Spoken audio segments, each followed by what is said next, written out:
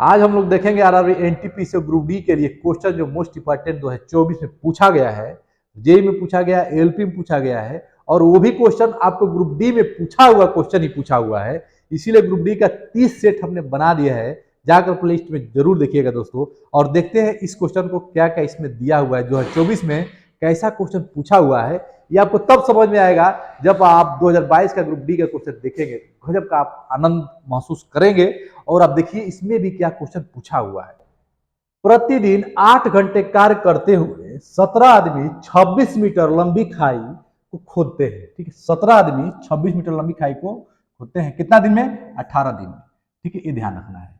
ठीक है, अब देखिए 39 मीटर लंबी खाई खोदना है। कितना? 39 मीटर लंबी खाई खोदना है, और 6 दिन में, 6 दिन के लिए, कितना दिन के लिए? 6 दिन के लिए।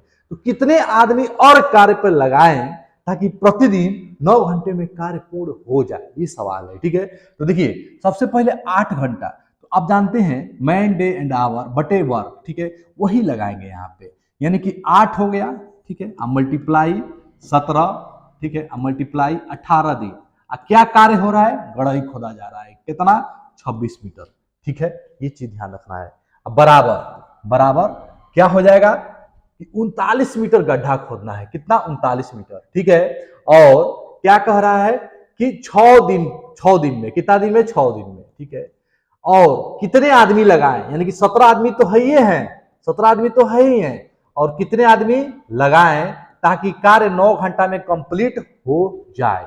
यही बना लिए, आपका सवाल लगा लिए। ठीक है दोस्तों, अब इसको कैलकुलेट कर दीजिए, आराम से लगा दीजिए, आंसर आपका आ जाएगा। ये हो जाएगा 9 दूना के 18, 2। ठीक है, अब यहाँ के 13 दूना के 26, 13 तिया 39, 3 दूना के 6, 3 दूना के 6, इसको कटा दीजिए 4।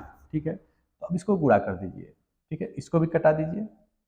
ठीक है, इसको भी, ये 2 है, 2 है, ये गायब हो जाएगा। तो बचा क्या? 4 इंटू 17 बराबर 17 प्लस एक्स बचा।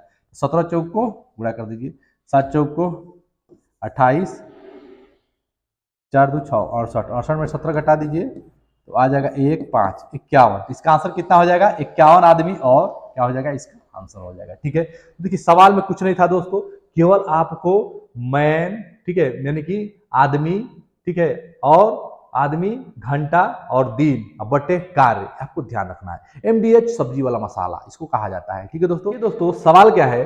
12 फरवरी 2024 से 13 अप्रैल 2024 तक की अवधि के लिए 5.25% प्रति वर्ष ब्याज की दर पर 4,000 रुपया का साधारण ब्याज बताना है। ठीक है, साधारण ब्याज बताने के लिए आपको क्या चाहिए? सिंपल इंटरेस्ट बताने के लिए आपको प्रिंसिपल चाहिए, रेट चाहिए, और टाइम चाहिए, और डिवाइड बाई 100 चाहिए।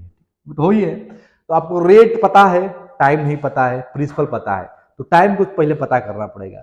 टाइम कैसे पता चलेगा? यहाँ पे देखिए 12 फरवरी 2024 से 13 अप्रैल 2024। ठीक है, तो 12 फरवरी से, तो लीप ईयर है, यानी कि 28 दिन। ठीक है, 28 दिन। अब इसमें कितना दिन बचा? यहाँ से ध्यान देंगे तो आपका 12 से लेंगे तो कितना हो जाएगा? यहाँ पे आप ध्यान देंगे 11 घटाएंगे। ठीक है, तो आपका आ जाएगा यहाँ पे 2 6 7, कितना हो जाएगा? 7। ठीक है, 7 और 1 17, अब प्लस मार्च 31, अप्रैल 13, सबको जोड़ देंगे, 7 3 10, 1 11, 61, कितना आ जाएगा? 61। अब ये देखिए यहाँ पे 61 आ गया, और आपका लीप ईयर है तो ये हो जाएगा 366। कितना हो जाएगा? 366 हो जाएगा। तो आपको ध्यान देना है लीप ईयर के लिए 366। ठीक है, अब देखिए यहाँ पे पुट कर दीजिए, तो क्या हो जाएगा? पी की जगह पे रख देंगे आसानी से, क्या? 4000। ठीक है, अब रख देंगे गुड़े, आपका रेट हो जाएगा 5.25। ठीक है, अब मल्टीप्लाई, मल्टीप्लाई में क्या कर देंगे? टाइम, टाइम हो जाएगा 61 बटे 366 और गुड़े 100। अब 366 क्यों लिखे हैं? क्योंकि लीप ईयर में 366, 28 दिन हो गया। ठीक है, 29 दिन, ओहो यहाँ 29 दिन रहेगा। अब 12 घटाएंगे, ध्यान दीजिए लीप ईयर में कितना होता है? 29 दिन होता है यहाँ पे। ठीक है, 12 घटाएंगे यहाँ पे तो 17 आ जाएगा। ठीक है, 12 ही घटाएंगे, 12 फरवरी से है। ठीक है, तो लीप ईयर में कितना होता है? 29 दिन। ध्यान देंगे कितना? 29 दिन। 28 दिन साधारण वर्ष में होता है, लीप ईयर में 29 दिन, इसीलिए 366 दिन हो जाता है। ठीक, आप यहाँ पे क्या करेंगे? आप कैलकुलेट कर देंगे, 2 जीरो से 2 जीरो चला जाएगा, 61 से चल जाएगा कितना बार में? 6 6 के 36, 6 बार में चला जाएगा। ठीक है, अब यहाँ से गुणा कर दीजिए, तो ये हो जाएगा आपका 3, ठीक है, ये हो जाएगा 20, कितना हो जाएगा 20 हो जाएगा, ठीक है। अब यहाँ पे इसको कैलकुलेट कर दीजिए, तो घटा दीजिए इसको, ये हो जाएगा 3 करने 3, ठीक, 2 बचा, ठीक, पॉइंट लग जाएगा, ठीक, 3 सत्ते 21, फिर 3 5, क्या हो जाएगा 5, 3 5 15, 1.75, ठीक है। तो 20 का गुणा कर दीजिए 1.75 में, ठीक है। तो ये आ जाएगा आपका आंसर 17 दूना का 34, 34 35 के लगभग गुणा कर दीजिए 175 को 20 से, ठीक है। 5 दूना के 10, ठीक है, जीरो रहेगा ही रहेगा, 5 दूना के 10, 7 दूना के 14, 2 1 3 34, 34 क्या हो जाएगा आपका आंसर हो जाएगा, ठीक है। अगला क्वेश्चन देखिए, एक दुकानदार किसी वस्तु को 740 रुपया में खरीदता है, कितना में खरीदता है 740 रुपया में खरीदता है, और 20% की लाभ पर प्राप्त करने के लिए उस वस्तु को किस मूल्य पर बेचना चाहिए, ठीक है। एक दुकानदार है 740 रुपये में खरीदता है, 20% लाभ, ठीक है, ये कमाना चाहता है, क्लियर है। मान लीजिए 740 रुपये में खरीदा, ये क्या है उसका 100% है, अब बेच रहा है तो 20% लाभ कमाना चाह रहा है, x हो जाएगा, ठीक है। तब क्या करेंगे, इसको क्रॉस मल्टीपल कर देंगे, आंसर आ जाएगा। इसको इससे गुणा कर दीजिए तो 100x बराबर, इसका इससे कर दीजिए 740 मल्टीप्लाई 120। अब जो ये मल्टीप्लाई में है इधर चल जाएगा तो डिवाइड हो जाएगा, जो मल्टीप्लाई में है इधर चल जाएगा तो डिवाइड में हो जाएगा, ठीक है। 1 0 से 1 0, 1 0 से 1 0। अब 74 का 12 में गुणा कर दीजिए, 74 का 12 में, क्लियर है, वही आपका आंसर आ जाएगा 74 गुणे 12, कर दीजिए गुणा, 7 दूना के 4 दूना के 8, ठीक है, 4 दूना के 8 हो गया, दोनों को दोनों राइट कर दो, 4 दूना के 8, 7 दूना के 14, ये हो जाएगा 74, ठीक है, ये हो जाएगा 8, ठीक है, 4 4 8, 7 1 8, 8 8 8 क्या हो जाएगा आपका आंसर हो जाएगा, ठीक है। अगला क्वेश्चन क्या है, 1 माइनस साइन ए, 1 माइनस साइन ए है, ठीक है, और 1 प्लस साइन ए, देखिए 1 माइनस यहाँ पे हो जाएगा 1 प्लस साइन ए है, ठीक, और ये हो जाएगा 1 माइनस साइन ए, ठीक है। और 1 प्लस टेन स्क्वायर ए है, इसको लिखते हैं सेक स्क्वायर ए, ठीक है। कैसे लिखते हैं, देखिए सेक स्क्वायर ए माइनस टेन स्क्वायर ए बराबर क्या होता है 1 होता है, ठीक है। तो सेक स्क्वायर ए बराबर क्या होगा 1 प्लस टेन स्क्वायर ए हो जाएगा, ठीक है, क्लियर। अब देखिए एक और फॉर्मूला होता है साइन स्क्वायर ए प्लस कॉस स्क्वायर ए बराबर 1 होता है, तो साइन स्क्वायर ए बराबर 1 माइनस कॉस स्क्वायर ए होता है, अच्छा है कॉस स्क्वायर ए बराबर 1 माइनस साइन स्क्वायर ए होता है, इसका भी यहाँ पे अप्लाई होगा, ठीक है। यहाँ देखिए 1 प्लस साइन ए 1 माइनस साइन ए, इसको लिखेंगे 1 माइनस साइन स्क्वायर ए, ठीक है। अब मल्टीप्लाई में क्या है सेक स्क्वायर ए, इसका जब कैलकुलेट करेंगे तो ये हो जाएगा आपका cos square A multiply sec square ए। अब दोनों कैलकुलेट करेंगे तो कॉस ए को क्या लिखते हैं 1 अपान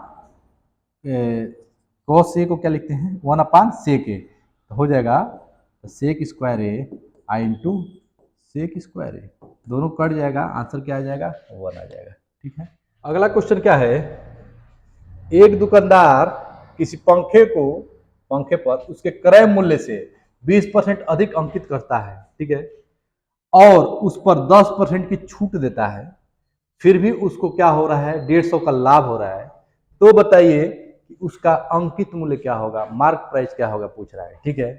देखिए ये होता है सेलिंग प्राइस, ये होता है मार्क प्राइस, ये होता है selling price, cost price, mark price, selling price, तो 100 हो गया। अब इस पे 20% क्या कर रहा है अधिक मूल्य अंकित कर रहा है, उसके बाद छूट दे रहा है 10% का, ये हो जाएगा आपका 108, कितना हो जाएगा 108 हो जाएगा, 10% का छूट देगा तो 108 हो गया, ठीक है। अब देखिए अब लाभ कमा रहा है, लाभ कितना हुआ 8% का लाभ हुआ, यही लाभ आपको दिया हुआ है 8% बराबर कितना दिया हुआ है 150 दिया हुआ है, और आपसे पूछ रहा है कि मार्क प्राइस बताइए, यानी कि 120 का मान बता दीजिए क्या होगा, ठीक है। बस क्रॉस मल्टीपल कर दीजिए आपका आंसर आ जाएगा, 8x बराबर 150 गुणे 120, x बराबर क्या हो जाएगा 150 गुणे 120 बटे 8, ठीक है। इसको कटा दीजिए, 15 अट्ठे 120, 15 15 हम 15 हम 225, यानी कि कितना हो गया 2250 रुपये का क्या हो जाएगा, उसका मार्क प्राइस अंकित किया है। कॉस्ट प्राइस पूछता तो अब क्या करते 100% पे निकाल देते, ठीक है, 100% पे आसानी से निकाल देते तो आपका कॉस्ट प्राइस आ जाता। मार्क प्राइस पूछा हुआ है, सेलिंग प्राइस आपको पता चल ही गया, लाभ है ये, ठीक है। सेलिंग प्राइस भी आपको इधर से आप 8% करके निकाल लेंगे। देखिए सवाल बहुत आसान था लेकिन थोड़ा सा सोचना था।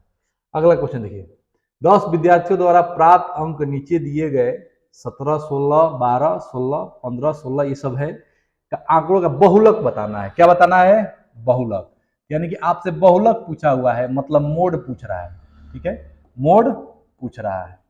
तो ध्यान दीजिए, बहुलक उसे कहते हैं जो बार बार आया हो, ठीक है। बार बार कितना आया है, कौन सा आया है, चेक करिए, ठीक है। 17, 12, 18, 16 ऑप्शन में दिया है, पहले 17 को चेक कर लीजिए, कौन है 17 जी, यहाँ पे है एक, ठीक, एक ही 17 है, तो 17 तो हो गया, नहीं हटाइए। 16 कितना है, 1 16, 2 16, 3 16, 3 तो 16 है, ठीक है। और कौन ऑप्शन है, 12 है, तो 12 को चेक कर लीजिए, 12 कितना है, नहीं है। 18 कितना है, क्या आंसर हो जाएगा, 16 आपका करेक्ट हो जाएगा, ठीक है। मोड हो गया 16। इसी का पूछता है माध्यिका, ठीक है, माध्य माध्यिका बहुलक, एक फॉर्मूला होता है, जान लीजिए क्या होता है। बहुलक बराबर, बहुलक बहुत बार आया है, बहुलक बराबर त्रिमाध्यिका, त्रिमाध्यिका -2 माध्य होता है, ठीक है। ये ध्यान रखिएगा, इस पे सवाल बहुत आया है, ठीक है। अब ये सवाल देखिए, कपड़े के 2 टुकड़े की लंबाई 96 मीटर है, 44 से 144 मीटर है। कपड़े का अधिकतम लंबाई कितनी है जिसे बिना किसी शेष के 2 टुकड़े के समान रूप से काटा जा सकता है। देखिए अब जब अधिकतम का बात कर दिया, किसका, अधिकतम का, तो अब बार बार हमने समझाया है, अधिकतम का मतलब HCF, ठीक है, यानी कि दोनों का HCF निकाल दीजिए, आपका आंसर आ जाएगा। तो अब 96 है, ठीक है, और 144 है, इसका HCF निकाल दीजिए, क्लियर है। तो HCF निकालने के लिए आपको फैक्टर करना पड़ेगा, नहीं तो ऑप्शन से ही आप क्या कर सकते थे, निकाल सकते थे, ऑप्शन देखते निकाल देते, लेकिन ऑप्शन इसमें नहीं है तो आप क्या करेंगे, निकाल लीजिए, ठीक है। तो 96 का फैक्टर कर लीजिए, ठीक है, तो 96 का फैक्टर करेंगे तो 2 बार में ले जाइए प्राइम नंबर से, ठीक है, ये हो जाएगा 4, ये हो जाएगा 8, ठीक है। फिर 2 बार में ले जाएंगे तो ये हो जाएगा 2, ये हो जाएगा 4, ठीक है। फिर 2 बार में 12, फिर 2 बार में 6, ठीक है। फिर 6 का क्या हो जाएगा, आपका 6 है, इसका हो जाएगा 2 बार में 3, 3 बार में 1, ठीक है। इतना करने की जरूरत नहीं है, आप ऑप्शन देखते जो डिवाइड होगा वही ऑप्शन हो जाता है, ठीक है। तो ये हो जाएगा 72, फिर 2 बार में जाएगा 36, फिर 2 बार में जाएगा तो कितना बचेगा 18, फिर 2 बार में जाएगा 9, फिर 3 बार में 3, फिर 3 बार में 1। अब देखिए कॉमन जो होगा वही HCF होता है, तो 2 2 है, 1 2 हो गया, ठीक है, ये और ये 2 है, एक और 2 हो गया, क्लियर। एक और 2 है, यहाँ से यहाँ देखिए, एक और 2 हो गया, ठीक है। एक और 2 है, एक और 2 हो गया, क्लियर। अब देखिए यहाँ पे एक 3 है, क्या है, 3 एक ठो है, तो 3 एक हो गया, ठीक है। यानी क्या करेंगे, 2 दूना के 4, 4 दूना के 8, 8 दूना के 16, 16 3 48, आपका आंसर कितना हो जाएगा, 48 हो जाएगा, ठीक है।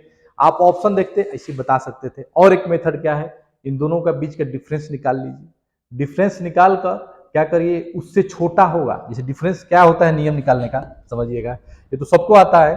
और ये नियम एक देख लीजिए, जैसे मान लीजिए 96 है और 144 है, इसके इससे तेजी में निकालना तो इसका डिफरेंस निकाल लीजिए, डिफरेंस निकालेंगे तो कितना आ जाएगा, आपका 48 आ जाएगा, ठीक है। अब देखिए कि तो 48 आंसर होगा ना, तो इससे कम होगा, इससे ज्यादा नहीं होगा, तो ऑप्शन में देखिए 48 है तो मार दीजिए, ठीक है। इससे कम है 24 है तो वो ऑप्शन हो जाएगा, ठीक है, जो देख लेंगे मार देंगे, ठीक है। यानी कि आप क्या क्या क्या करना है, अंतर निकाल लेना है, और अंतर जो आता है उससे कम होगा ना तो वही होगा, ये लॉजिक हो गया। इससे भी तेज निकल जाएगा, नहीं तो वो आपको पता है ही है। अगला क्वेश्चन देखिए, कोमल ने वार्षिक रूप से चक्रवृद्धि ब्याज 20% है, ठीक है, कितना है, 20% है, 20%, ठीक। चक्रवृद्धि ब्याज पे 5,000 रुपये की धनराशि के निवेश किया, यदि n वर्षों बाद 8,640 रुपये धनराशि प्राप्त हो जाती है तो n का मान बताइए। 20%, देखिए 20% का मतलब क्या हो गया, 20% लिख लीजिए। 20 का मतलब हो गया 20/100, ठीक है। 1 0 से 1 0, यानी कि 1/5, 1/5 हो गया, ठीक है।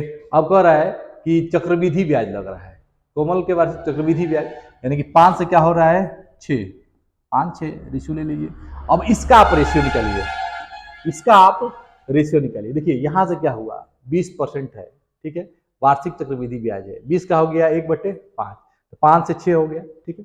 अब क्या करिए, यहाँ 5,000 रुपया जो है, 5,000, ये हो गया 5,000, इसका रेशियो निकाल लीजिए, इसका 5,000 का और 8,640 का, ठीक है।